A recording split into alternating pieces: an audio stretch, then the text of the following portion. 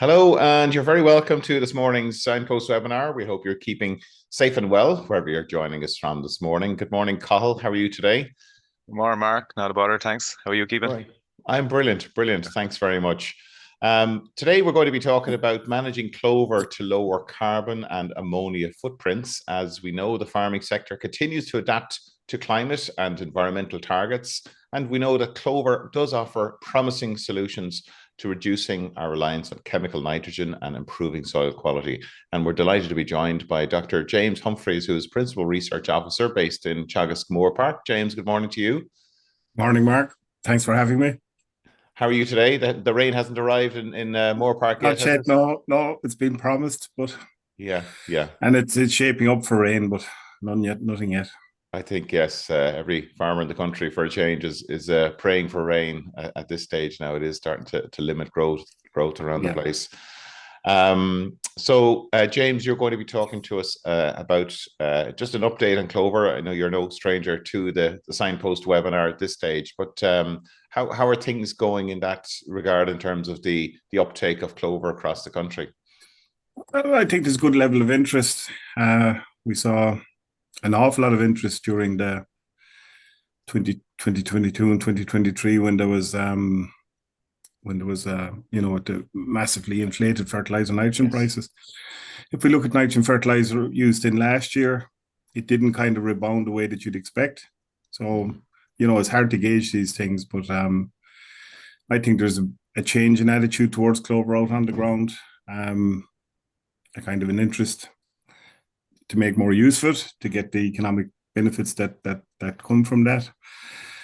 And I know I've talked about aspects of the work that we've been doing in Salahead in the past, but I've never really focused in on management. So that's really the key focus today is to, what are the management techniques that farmers can use to make sure that the clover is as productive as it can be. Yeah, and we couldn't have picked a better time of the year for that talk. Yeah. So important decisions need to be made this time of the year. So yeah. So Cathal, we're going to be taking questions afterwards.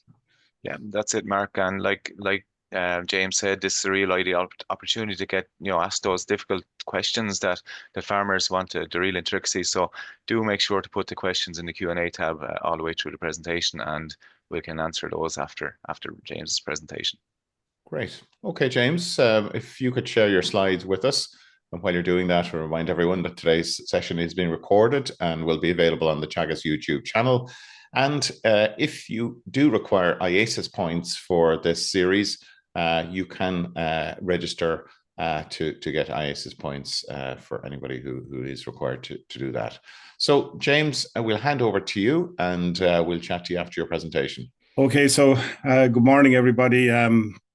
I'm going to talk about managing clover to lower carbon and ammonia footprints.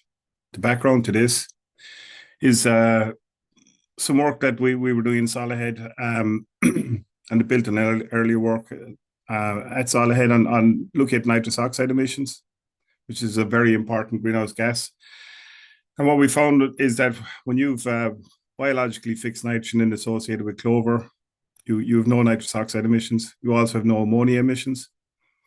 And when you factor these elements, if you can replace nitrogen fertilizer with biologically fixed nitrogen, you can substantially reduce your greenhouse gas emissions, and you can also reduce your ammonia emissions.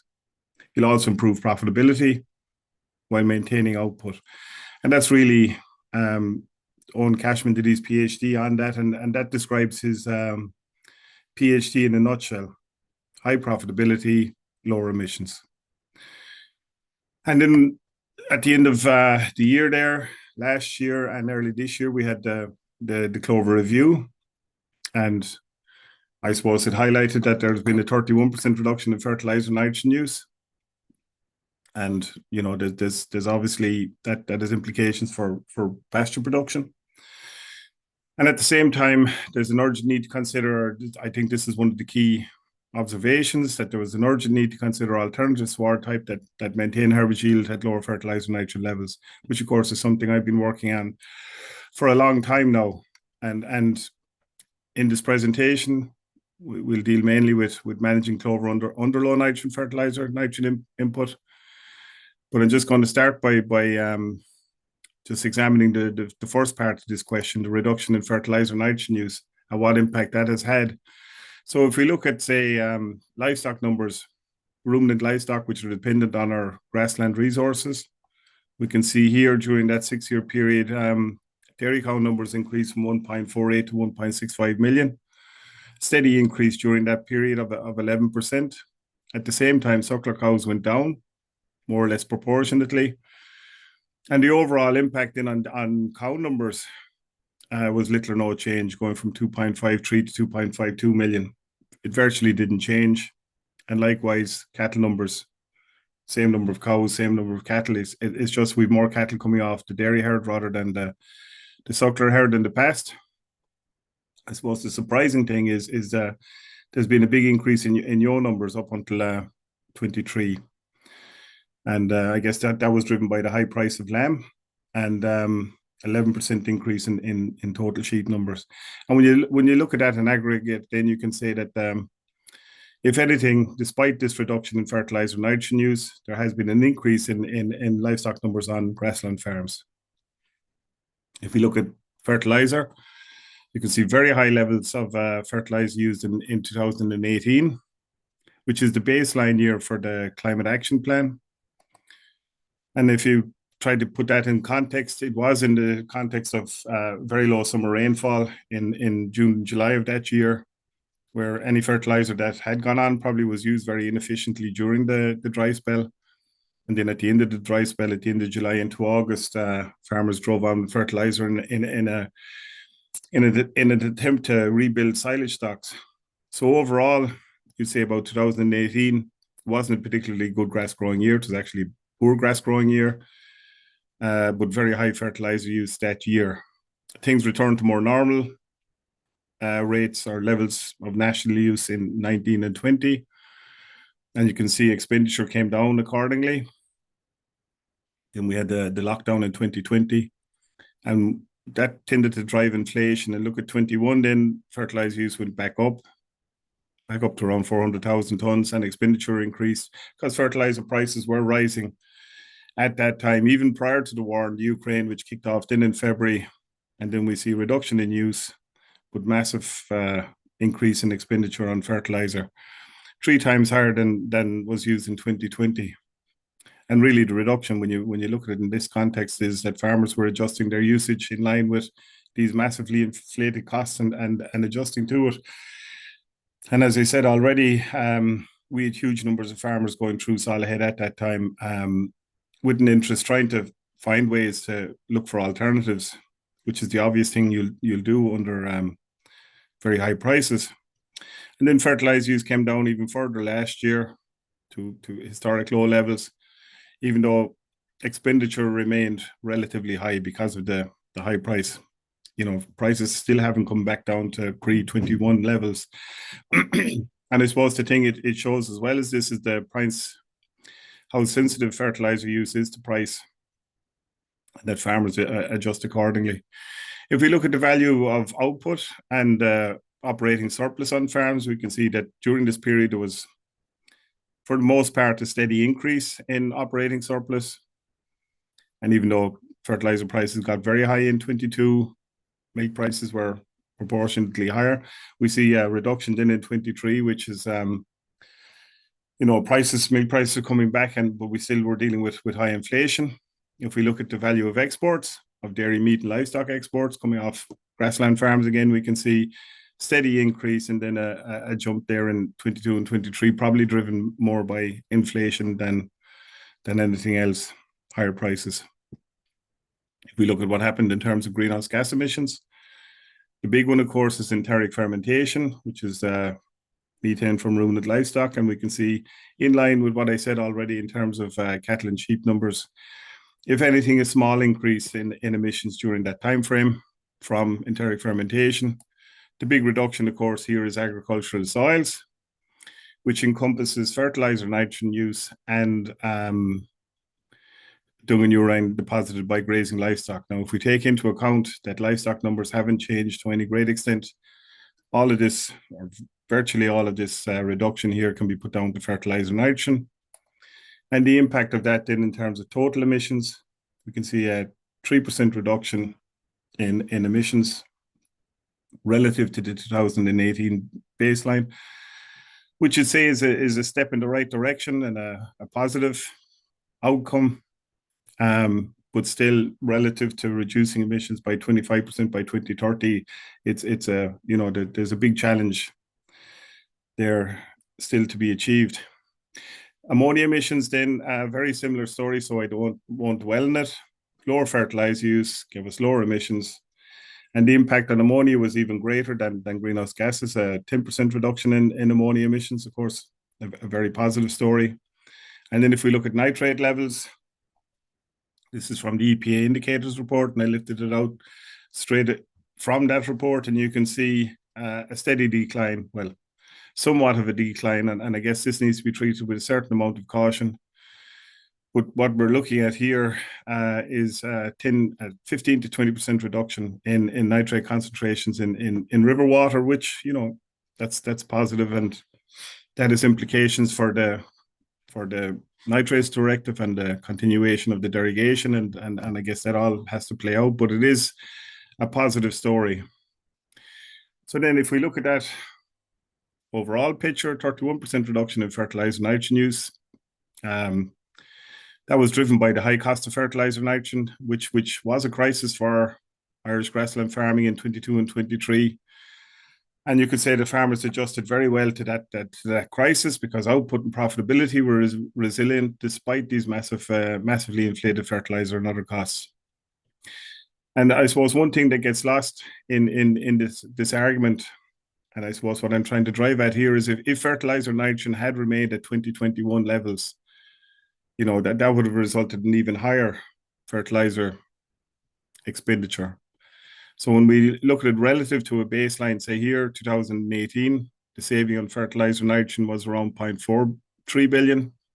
Or if we look at it compared to when there was lower nitrogen used in 2020, if fertilizer had stayed at the same rate and in those years, it would have been huge levels, much higher expenditure than transpired. And that's a saving. That has to be looked at as a positive outcome. Average it over 130,000 farms in Ireland, you could say it's working out at around €3,000 per farm, which is, you know, not insubstantial. So there's big savings, 3% lower greenhouse gas emissions despite higher ruminant livestock numbers. Positive story, 10% lower ammonia emissions, and a downward trend in nitrate concentrations in river water. And therefore, there were very clear benefits from lower fertilizer use. And that brings me back to the second part of the clover review, saying that we have this urgent need for alternative sward types to maintain harvest production at lower fertilizer nitrogen input. And basically, I think that we have the opportunity to build on the very positive story that has transpired over the last couple of years. So then the question is, how much grass can we grow with low fertilizer nitrogen? And this is from 3 studies. Emma Buckley presented a more comprehensive data set earlier this year on the Signpost series, but just to reiterate this, we can see long-term study here in Solihead, 3 scenarios, high nitrogen situation, high nitrogen system where we were putting on between 280 and 250 kilos of nitrogen per hectare per year. The red dot here is protected urea, 60 kilos per hectare on clover swards. And then since 2019, we started running the zero nitrogen system, which is the hollow symbol. And I suppose this was kind of inspired by earlier work that was done in Moore Park, where there was 250 kilos of nitrogen per hectare here compared to 60, the red dot compared to 0. A 3-year study published in 2015. And since then, we've been rolling this out on commercial farms, the low carbon dairy farmers. And on each of the farms have the high nitrogen system here, which is the blue, which averaged out around 210 kilos nitrogen per hectare. And they can either have all 3 options or one of the other 2 options, which is, say, the lower, the 0. And again, we're seeing similar lack of differences between high nitrogen systems and clover-based systems getting lower no nitrogen fertilizer, which means that we can maintain production even with zero fertilizer nitrogen input. And this is all published. And I suppose it's important to say that it is underpinned by the peer review process. So then the question is, how does this work? How does this low nitrogen system work? And I guess what we found in our studies, and it's also in other studies, is that for every ton of clover dry matter that we'll grow, we'll fix around 50 kilos nitrogen per hectare. So the key to high productivity is to have high levels of clover in the sward. And that can be achieved when there's little or no nitrogen fertilizer going in. So our target is, and kind of we'll hit this target on occasion, is to grow around 5 tons of clover dry matter. So each ton give you is 50 kilos. That's 250 kilos of nitrogen per hectare. Background nitrogen then at soil head, and this is the background capacity of the soil to supply nitrogen, and all soils have this capacity to varying degrees. And I guess, if you don't put any fertilizer, no slurry, no clover, you'll still grow 6 tons of grass or so.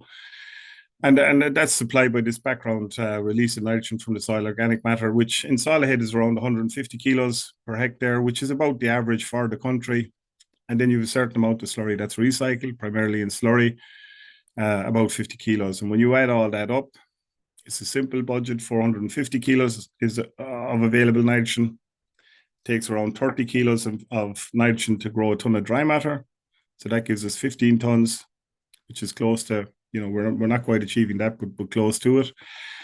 And around 1/3 of that then is clover when there's zero nitrogen system. So we're growing 5 tons. So in round figures, that gives us 250 kilos. So I hope that makes sense. But that's really the high levels of fixation that are underpinning this. And to get up to this clover yield, you need to have low rates of fertilizer nitrogen or none. And this graph shows what happens when you put on high nitrogen. And this is well known. When you put on nitrogen fertilizer, you're going to drive the clover out of the sward. It mightn't happen immediately, but it's a gradual process where the grass can outcompete the clover, shade out the clover when there's a lot of nitrogen available in the soil, and eventually the clover will disappear. So we can have 2 scenarios here, for example, a very high clover sward. If we apply high nitrogen onto that over the course of maybe 2 years, you can very quickly then end up with a situation where there's no clover in the sward. So, you're back to square one and back to a reliance on fertilizer nitrogen. So how does biological nitrogen fixation work? It's a question I'm often asked. So we have the clover sward. It's capturing sunlight, photosynthesizing sugars. It passes these sugars down into the root system, where you have these nodules, and you have bacteria that live in the nodules, and the clover supplies them with sugar, and they produce ammonium. They convert atmospheric nitrogen, which is not plant available, into an available form, a plant available form of nitrogen, which is ammonium, as in calcium ammonium nitrate in can, for example. And it produces that nitrogen in the nodules, and then that just leaks out into the soil solution. And that nitrogen then is available in the soil solution, same as fertilizer nitrogen or anything else, and it can be taken up by the sward. And this works best when there isn't a high concentration of nitrogen in the soil solution, where you have a steady offtake by the sward. And in my opinion, clover-based systems work best when there is a mild deficiency of nitrogen in the soil. You need to have a certain amount of hunger to keep it in the game, and also to keep down the competition from the accompanying grass. And if in a situation where we put on high nitrogen and the soil gets elevated, soil nitrogen levels get elevated, there's a couple of things happen. The first thing that happens is that there's a feedback, which tends to slow down the rate of biological nitrogen fixation. It doesn't stop it, but it slows it down. And the other thing happens, the longer term effect, as I said already, you get increasing competition from the grass. The high nitrogen suits the grass, and at the expense of the clover. The other aspect of this, in the longer term, if you have a clover fixing a lot of nitrogen, it will tend to drive itself out of the sward for the same reasons. And there are considerations around management that we could take into account from that point of view. So there is this issue with clover persistence. It was raised in the review. And I'm using this example here of the colander, where you're constantly dealing with a situation where you're losing clover, and that's something that needs to be managed. And the rate of loss here depends on grassland management. And the number one aspect of that is fertilizer nitrogen use. So the more fertilizer you use, nitrogen fertilizer you use, it's like opening up the pores in that colander. You're going to speed up the rate of loss.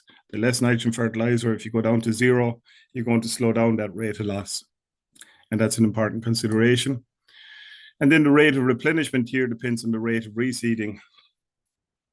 So we kind of target a reseeding rate of around 10% per year in terms of what's economically possible, because there is a cost with it. And there's also the whole issue of how much ground you can take out of production at any one time, which is another cost to the system. So overall, what's the relationship between fertilizer nitrogen and biological nitrogen fixation? This is from Owen Cashin's PhD, where we see more or less a 1-for-1 replacement of fertilizer nitrogen by biological nitrogen fixation, and vice versa. So if we have a sward like this, for example, we put high nitrogen onto it, we're not going to really get any response. Put on nitrogen fertilizer, we're not going to get a response to that. We're just going to drive the clover out of the sward. We're going to shorten the useful life of the clover.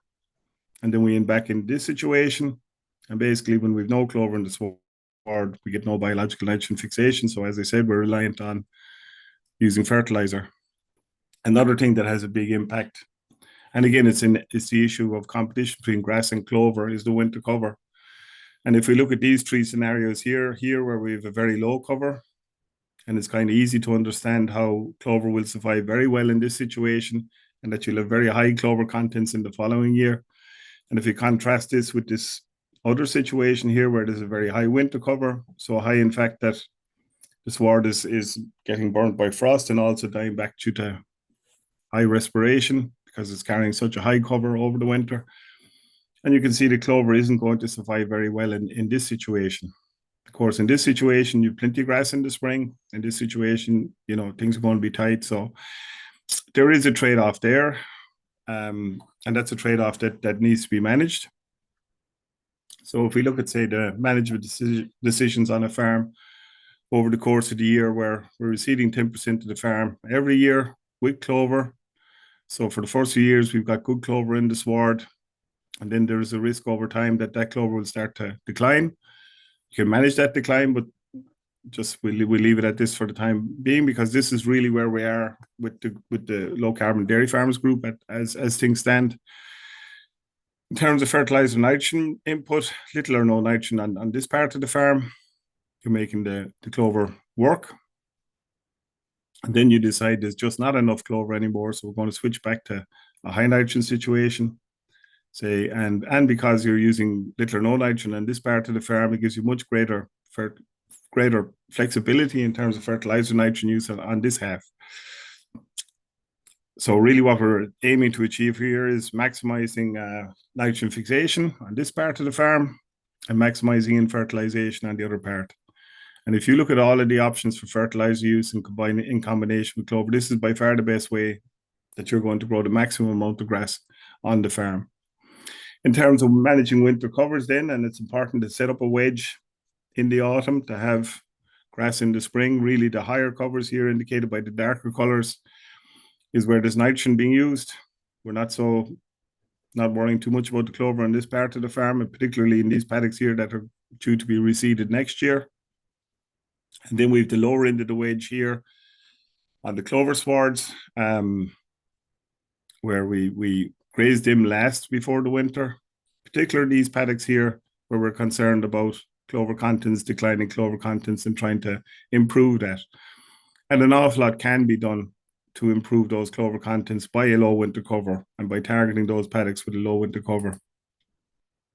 Another thing that we can do is taking off silage bales, because I said already, if we can take nitrogen out of the ground, and silage will take more nitrogen out, say, than grazing, for example, where a lot of nitrogen is being recycled. But if we can take that nitrogen out, if we took off 3, 4, 5 tons of dry matter per hectare in harvested silage, you're taking off between 90 and 150 kilos nitrogen per hectare. So that, again, that puts the balance, the competitive balance back in favor of the clover when you have this nitrogen mined out. It might sound counterintuitive that you try mining nitrogen out of a declining clover sward, but it actually helps to reinvigorate the clover.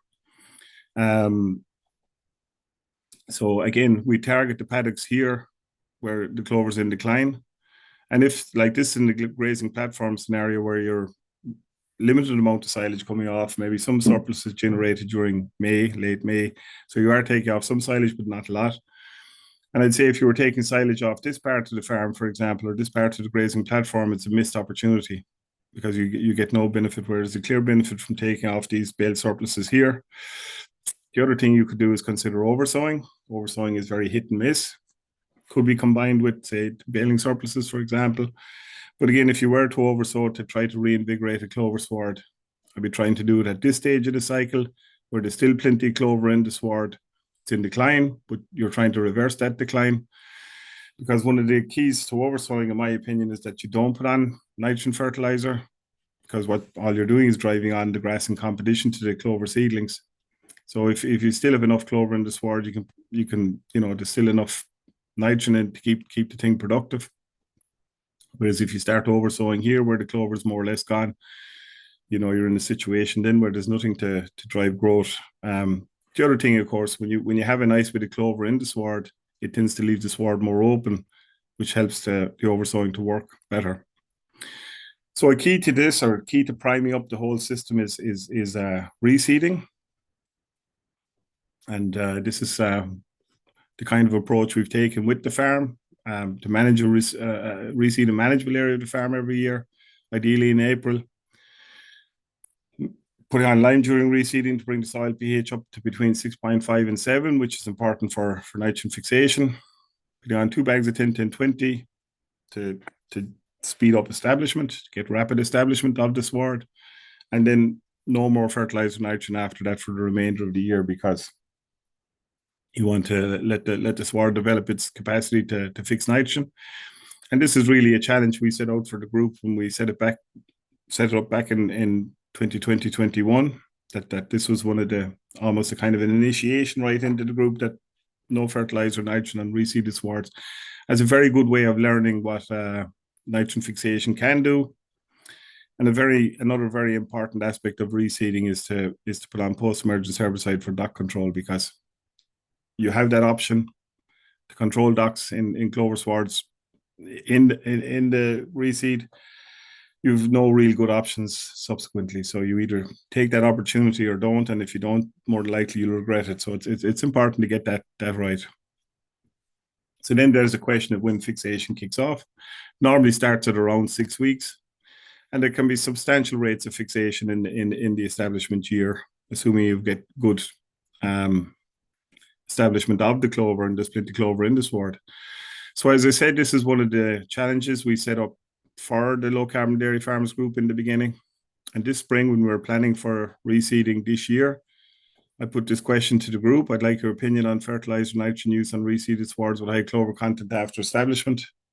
And you can see the response there, unanimously in favor of no fertilizer nitrogen. And this is now 4 years into the project. So, these farmers, commercial farmers, have good experience of it, and for some of them, for all of them, there's this substantial investment in reseeding at stake here. So there's no room for any compromise in terms of achieving high production, and like the experience. And I think it speaks for itself. Now there's 28 farmers in the group, so we didn't get a full response rate, but still 2/3 of the group said they would not going to use nitrogen fertilizer. Of course, if you're not going to use nitrogen fertilizer on the reseed, it's key that you have high levels of fixation and that there's plenty of clover in the sward.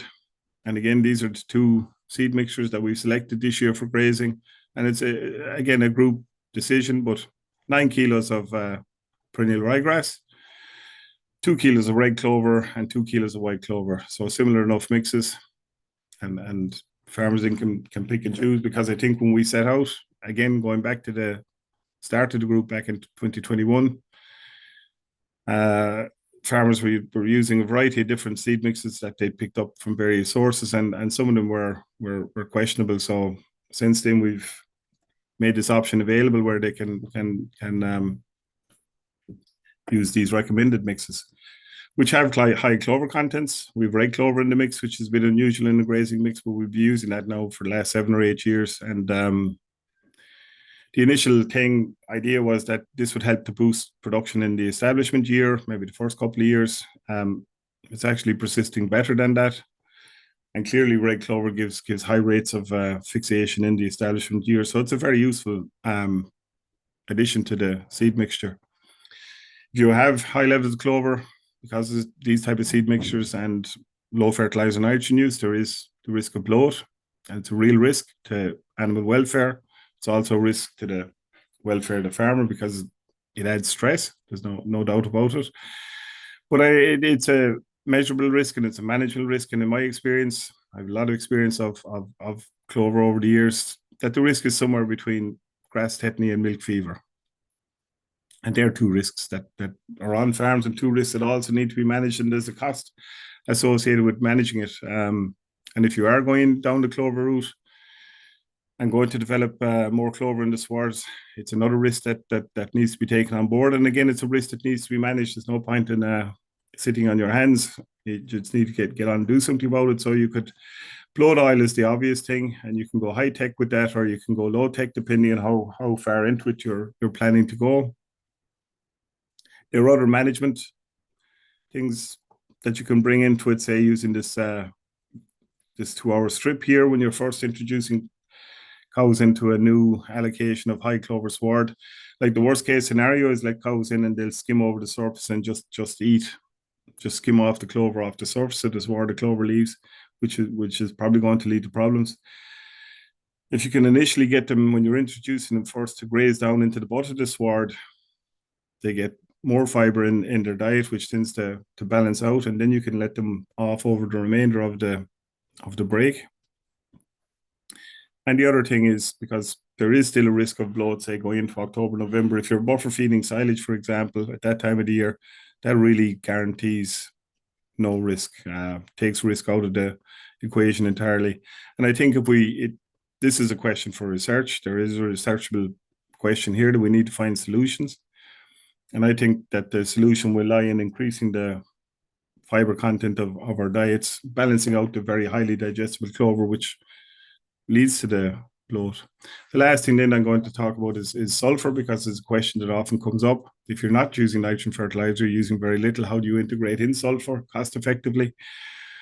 So you have these nitrogen containing compounds here, which could be used, say, in the early spring, February, March, that contain sulfur. If you are putting some nitrogen on in the spring, the problem with these is that you're probably putting on the sulfur a bit earlier than you'd like. Ideally, you'd be putting on the sulfur more in April time. You then have the potassium-containing sulfur products like sulfate of potash.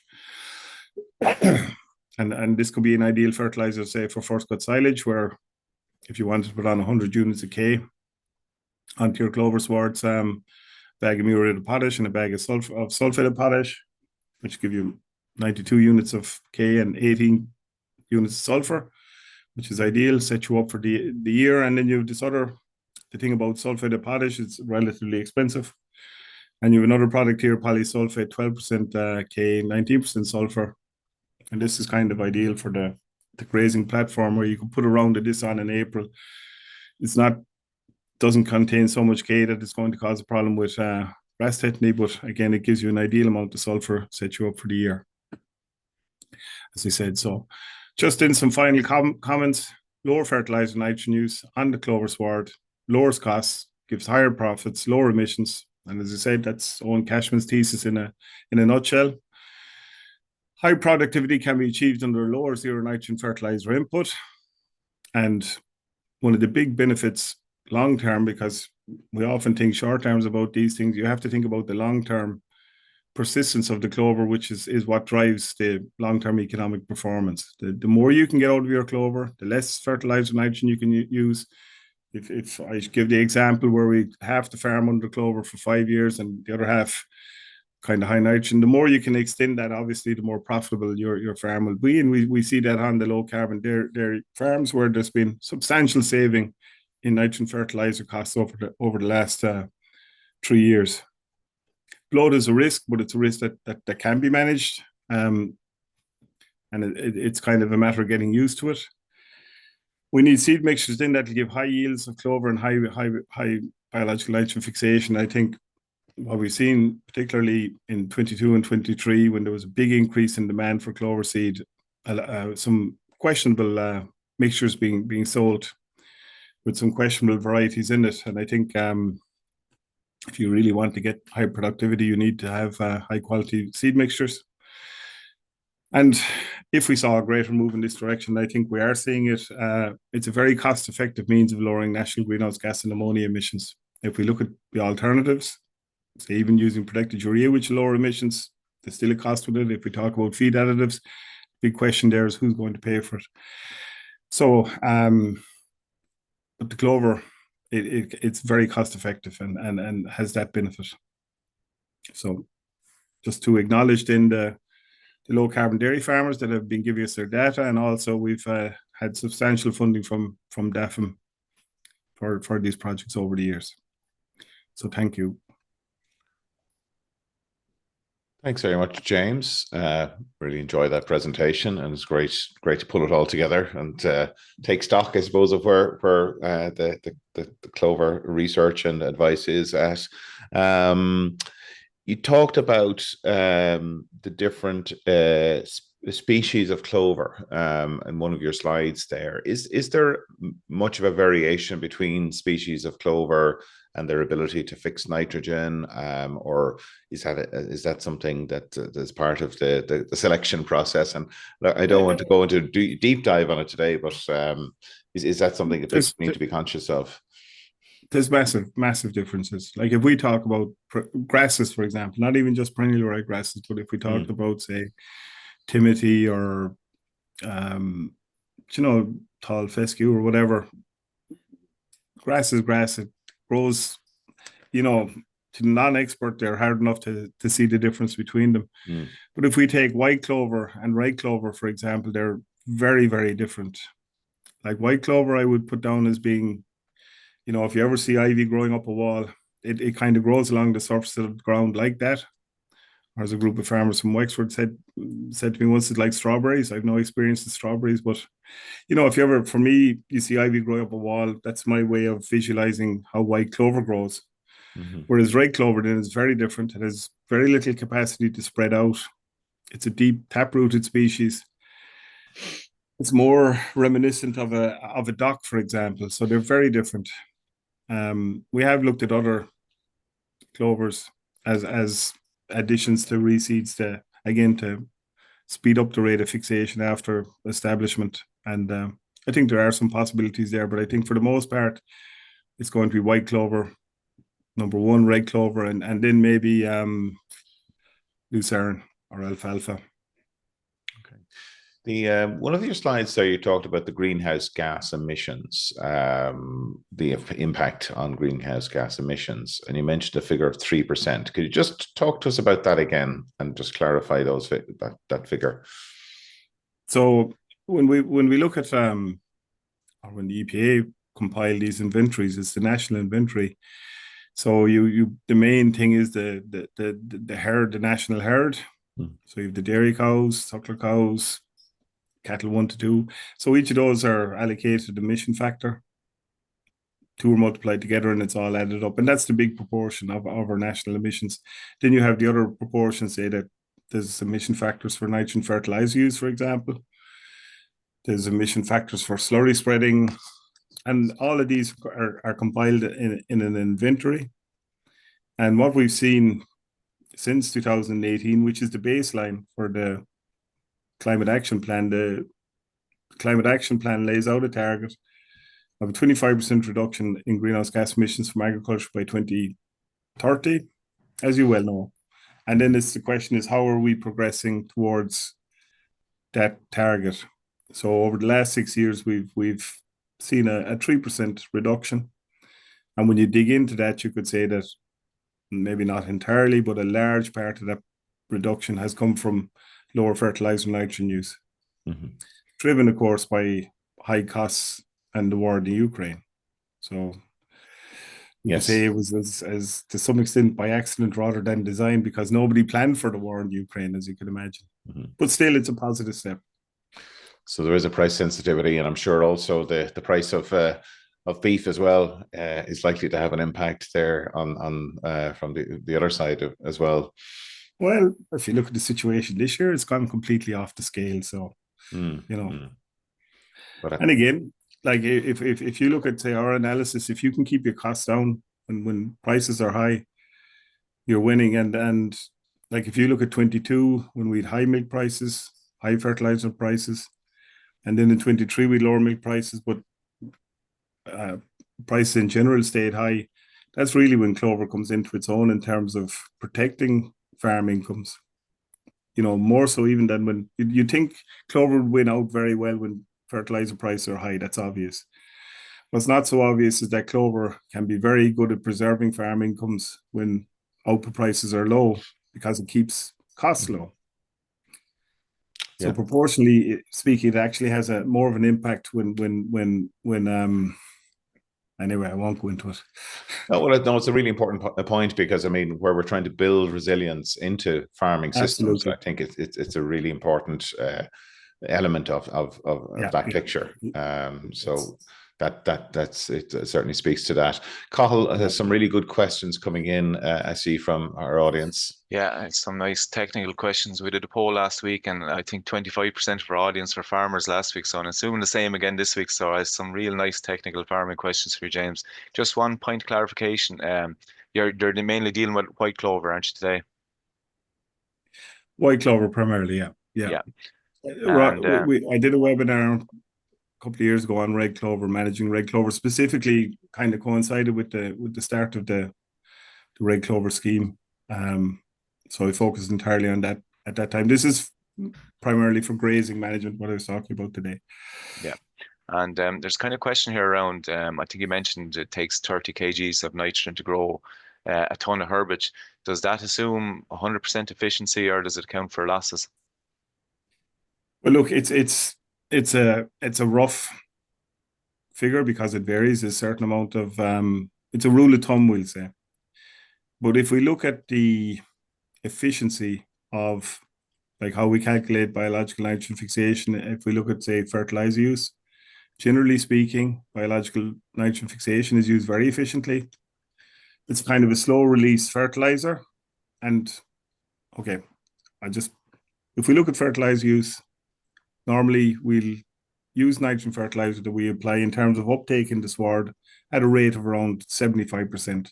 Can be lower in the spring, higher during the summer. On average for the year, 75%. If we look at biological nitrogen fixation, it's much higher than that. So the nitrogen fertilizer replacement value of biological nitrogen fixation is high, higher. So what I'm trying to say is, if we were fixing 250 kilos nitrogen per hectare, this is a nitrogen fertilizer replacement value of 275 kilos, if that makes sense.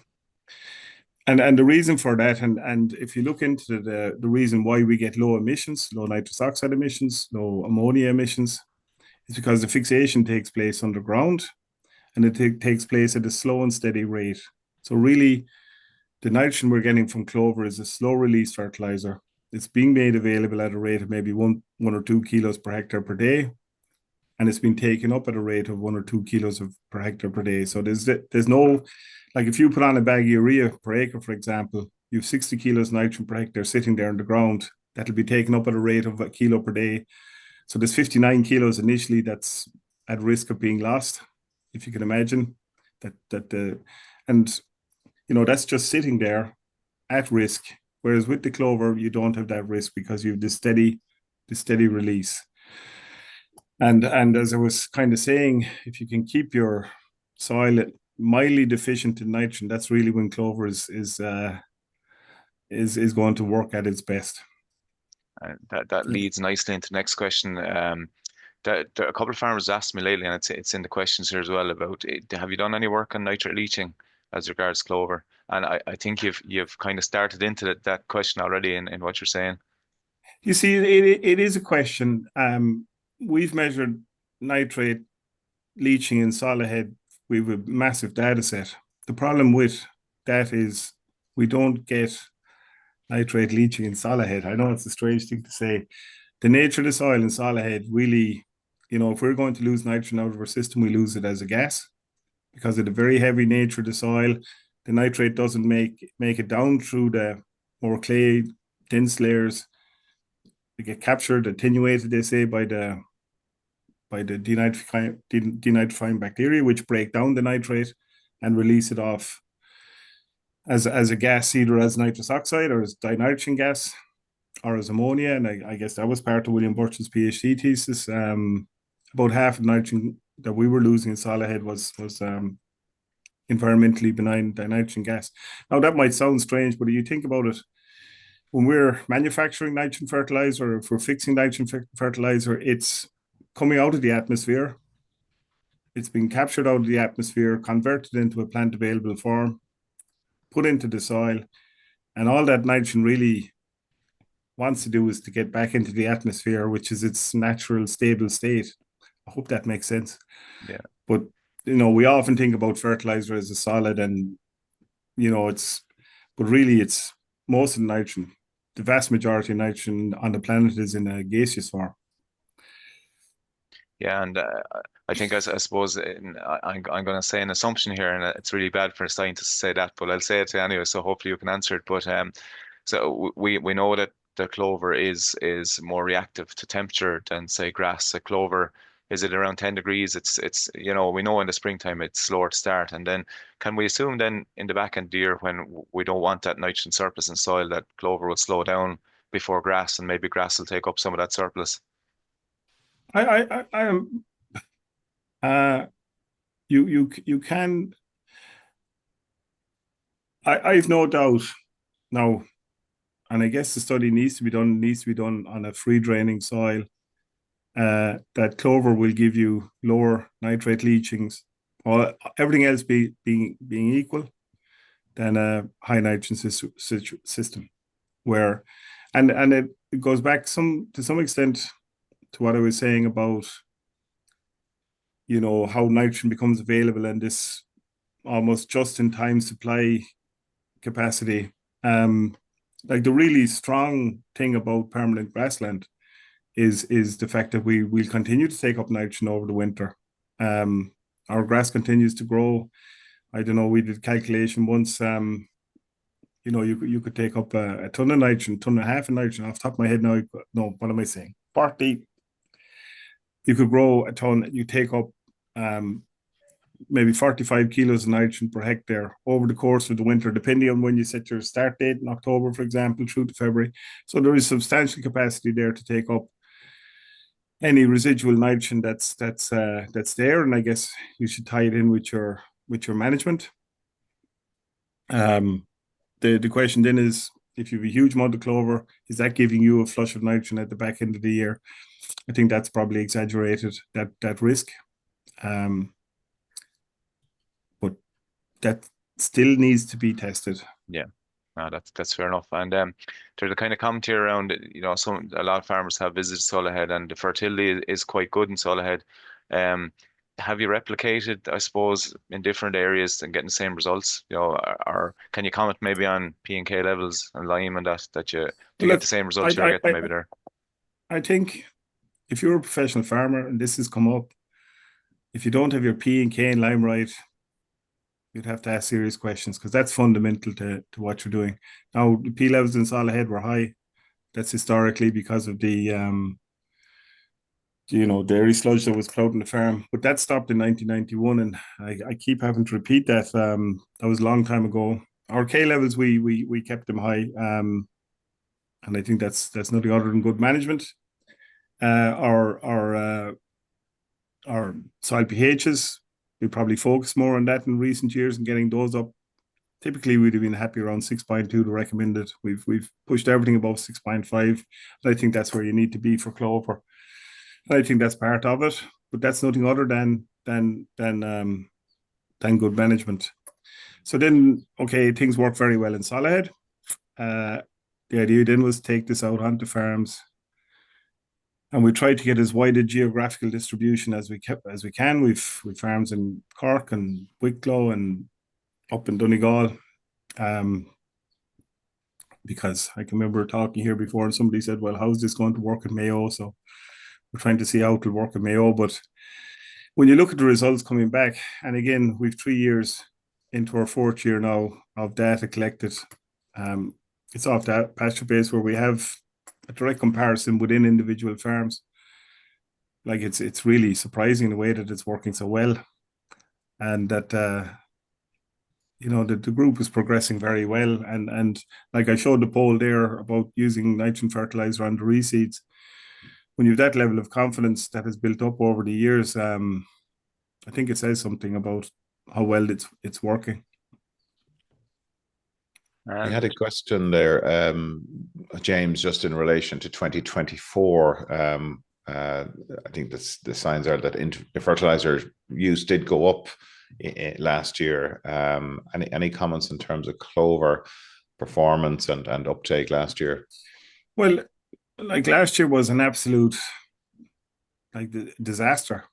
It was in a very, well, probably one of the most difficult years that I can remember. If you take from July 23 through to May 24, very high rainfall, very difficult grazing conditions last autumn, very high covers over the winter, very difficult grazing conditions last spring. If you think about last spring and contrasted with this spring, you couldn't have two more contrasting springs. And that certainly was very difficult for managing clover, high winter covers, very poor grazing conditions. If we contrast it, this year, we had relatively poor growth this winter, excellent grazing conditions so far. And we could use rain now, but so far it's been very good. You'd be thinking this year is going to be a bumper year for clover and big possibilities to make savings. But look, last year was a very difficult year, and really it didn't come right until July.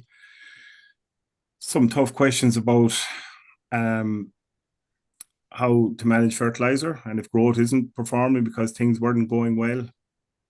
And this again is something we dealt with in the group. And when you look at the data coming back, putting on nitrogen fertilizer didn't really solve anything. That when grass was growing poorly, grass clover was performing just as badly as fertilized nitrogen and vice versa. When the conditions weren't there to support good growing conditions, it didn't matter. And like, that's a hard lesson to learn, because we've done the zero nitrogen thing now for a good number of years. And initially, like with no real, you're not putting on nitrogen in the spring, is this thing going to work at all? And then you learn over a number of years, yeah, it works. And the more experience you get with it, you learn that, there is not that much of a difference between a high clover system, which is supplying nitrogen in one way, rather than a fertilized nitrogen system, which is supplying nitrogen the same way, in a different way, but it's still achieving the same result. The type of growth rates you get and everything else, the same conditions are there that are driving growth. Like fertilizer doesn't really drive growth. Like if the conditions aren't there, there's very little going to change that. And as a farmer, what you're trying to do is just make sure there is enough nitrogen in the soil to support that growth when the growth comes, if you can understand that way of looking at the question. Can I just ask, it's a bigger question, I suppose, in terms of the adoption of clover across farms in Ireland. Do you think that more could be done to support the adoption across the country, and what might that look like? Well, I think it like this is a bigger question for Teagasc. I guess some of the work we're doing is maybe on the cutting edge and a bit experimental. So you have to be small, be careful about what you say. I think it's fine for us to report what we're doing, and we're road testing on farms. And I think again the wide geographical basis there is partly to disseminate it over as wide a possible an area as possible. But that is a bigger question for Teagasc and how to go about that. And of course, you have the Signpost Series and or the Signpost program, I should say, and clover is a key aspect of that program. And then you've grass tin as well, of course. So there is a lot being done. So, yeah, and I guess the clover review was conducted for that purpose.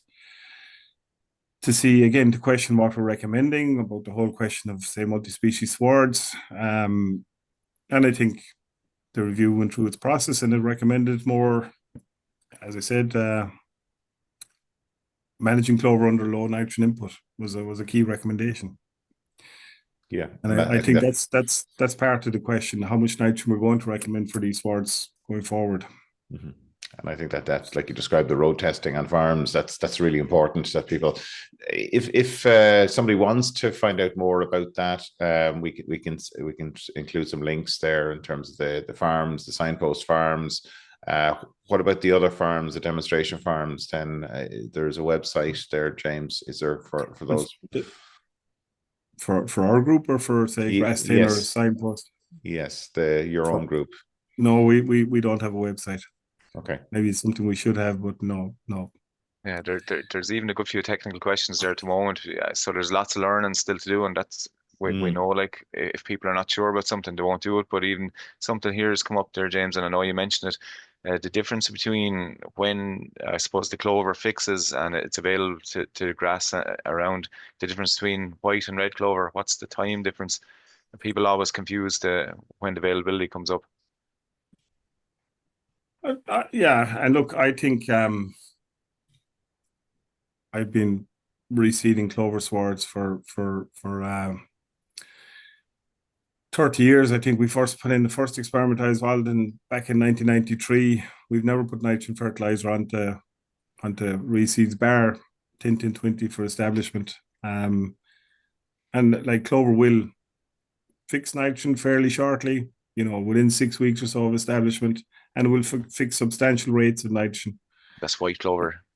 White clover, yeah. Red clover. Yeah. If we say red clover, certainly in the early years, will fix a lot more nitrogen, and you're talking huge amounts of nitrogen. Red clover has a capacity, certainly in the first year after establishment, 300 kilos nitrogen per hectare would be within what's possible. And again, if we were to emphasize that, if we go back to the group, like there's one guy in the group, for example, he's reseeding 40 acres this year. That's a substantial investment. If he's turning around and saying that he's not going to use any nitrogen fertilizer on that after establishment, that's a fair commitment, and it says an awful lot about their experience of this and how well these swards can fix nitrogen. Of course, to fix nitrogen, the first thing is you have to have clover. And a lot of seed mixtures in the past probably didn't have enough clover. And the second thing is, if you put nitrogen fertilizer onto it, which is maybe what you're used to doing, that's one way of making sure that it probably won't fix nitrogen. So there's a bit of a chicken and egg scenario there. There's one quick one here as well on, have you ever come across moss encroachment in red clover field, or how to deal with it? No. No, and I think if there's moss encroachment, there's something gone wrong. And just, I suppose I spoke about red clover before, but that sounds to me like there's a declining population and plenty of space for light for the moss to get in on it. But I think potassium in particular is very key. Good soil fertility, red clover is absolutely dependent. People talked about soil fertility in soil ahead. You really need to have your soil fertility at a high pitch, particularly with red clover. I think this viewer is saying to have good fertility, good pH, and free drain soils, but there could potentially be a compaction issue there, but it sounds of things maybe. Yeah, could be something like that as well, yeah. Okay, James, we're going to have to wrap it up at that. I don't know where that hour went, but thanks for joining us this morning, and thanks for answering all those quite technical questions at times. And there's lots of resources available on the Teagasc website there. And if you want to link back to James's previous presentation there on red clover, just put it into a search bar there. It's very easy to find, and that the recording of that is available, and also the actual presentation. And I should have mentioned that this presentation, James' presentation, will be available to download on the Teagasc website as a PDF as well. And like all of the previous presentations are available there. We try to make sure that they're as accessible as possible. Cathal, thanks so much for helping with questions, and thanks to Vaughan Maher in the background here helping on the technical side. And we will see you next week. Just to highlight an event that's happening on Thursday, the 12th of June. It's Extensive Grassland Biodiversity event. It's happening in the County Arms in Birr, County Offaly, and also afterwards into Birr Castle, where there'll be a practical look at extensive grasslands. So do go onto the Teagasc website and check that out. That's on the 12th of June. So until next week, have a good weekend. And I suspect there'll be a few farmers doing a rain dance over the weekend with the rain that's on the way. So let's hope that kickstarts, restarts a bit of growth across the country. So thanks very much.